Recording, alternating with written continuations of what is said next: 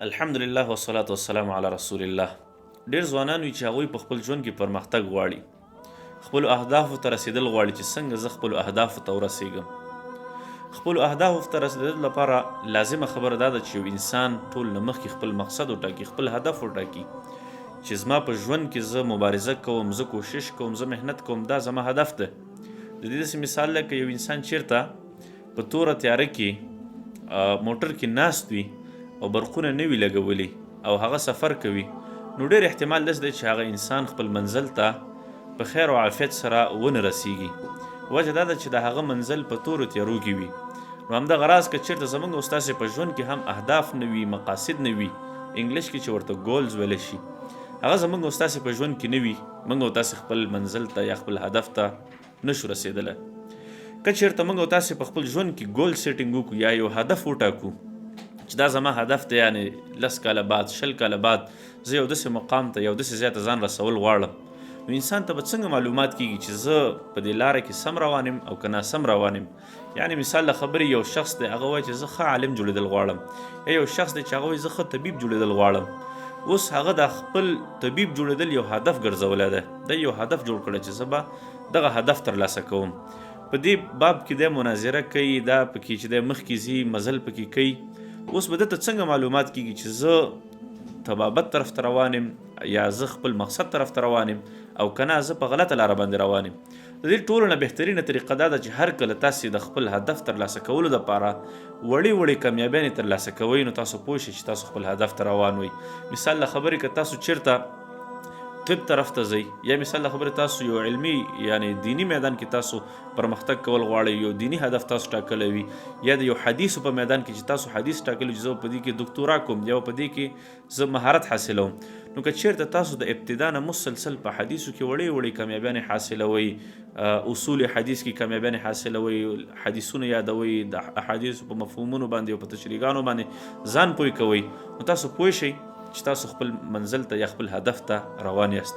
او که چیرته تاسو یو هدف وټاکئ، خپل مقصد یا ګول سیټینګ وکړئ او تاسو روان یاست په بله لاره باندې، مثال له خبرې تاسو د طب لاره غوره کړله، یو هدف هم وټاکئ زه به یو ښه MBBS ډاکټر جوړېږم، او تاسې په انجینري کې مسلسل کار کوئ او انجینري کې د ساختماني کارونو کې مسلسل محنت کوئ او هغې کې چې تاسو پرمختګ کېږي، نو دې طریقې سره تاسو خپل هدف ته نشئ رسېدلی. همدغه راز په خپل ژوند کې د خپلو اهدافو ته د رسېدلو دپاره دویم نمبر چې کوم اصول دی هغه د ټایم منیجمنټ دی، د وخت خامخا لحاظ کول دي. دا وخت د احترام غواړي. که چېرته نن تاسو د دې وخت احترام ونه کړو، سبا دا وخت ستاسې احترام نه کوي. دا وخت په ټوله دنیا کې مطلبي څیز دی. دې سره چې څنګه عمل او تعامل تاسې وکړئ، هغه شان تعامل تاسې سره هم کوي.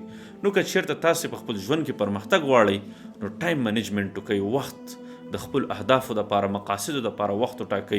فضول مه کینئ په خپل ژوند کې، په فضولو شیزونو باندې، یعنې هغه شیزونه چې هغه ستاسې وخت خرابوي. مثال له خبرې ډېر خلک چې هغوی جواریانې کوي، لډوګانې کوي، بې ځایه مجلسونه کوي، بنډار کوي. ډېر خلک داسې وي چې هغوی داسې یو خبره کوي چې دا وخت به په څه باندې پاس کړو، دا ټایم به په څه باندې پاس کړو، یعنې هغوی د خپل قیمتي وخت دومره په فضولو خبرو باندې یا فضولو شیزونو باندې تېروي چې هغه سره نور د دې وخت تېرولو دپاره څه وي نه. نو که چېرته موږ او تاسې ټایم منیجمنټ وکړو، مطالعې دپاره خپل وخت انتخاب کړو، د ورزش دپاره خپل وخت انتخاب کړو، د خپل اهل و عیال دپاره خپل وخت انتخاب کړو، د خپلو مقاصدو ته رسېدلو لپاره خپل وخت انتخاب کړو، نو موږ او تاسې په ژوند کې ډېرې ښې طریقې سره پرمختګ کولی شو. همدغه راز بهترینه خبره د خپلو مقاصدو او اهدافو ته رسېدلو لپاره هغه اخلاق دي. د خپل معاشرت سره اخلاق، د خپلې ټولنې سره اخلاق، د خلکو سره اخلاق، حوصله ساتل. کم پوهنتون کې، کومه فاکولته کې چې ته سبق وایې، کم میدان کې چې ته اوسېږي، په تجارتي میدان کې که په هر میدان کې، تا دپاره اخلاق لازم دي. که چېرته ستا اخلاق خرابي، نو تا باندې به نه استادان دعاګانې به تا ته کوي. که چېرته ستا اخلاق خرابي، نو والدین به درنه هم خفوي، ورونه به درنه هم خفوي، ملګري دوستان به درنه هم خفوي. په دې دنیا کې به په دې دومره انسانانو کې، په دې 1.5 بلیونه انسانانو کې به ته بیا ځان سره یوازې ګرځېږي. او که چېرته ستا اخلاق ښه وي، نو دا به تا سره مرسته کولی شي چې ستا ملګري او دوستان تا ته رانږدې شي او هغوی تا ته اوږه درکړي، او ته پرمختګ وکړي، د خلکو دعاګانې تا پسې شي. نو د پرمختګ دپاره او د خپلو اهدافو ترلاسه کولو دپاره دریم مهم څیز چې دی هغه اخلاق دی. څلورم مهم څیز چې دی هغه د خلکو خبرو پسې نه تګ دی.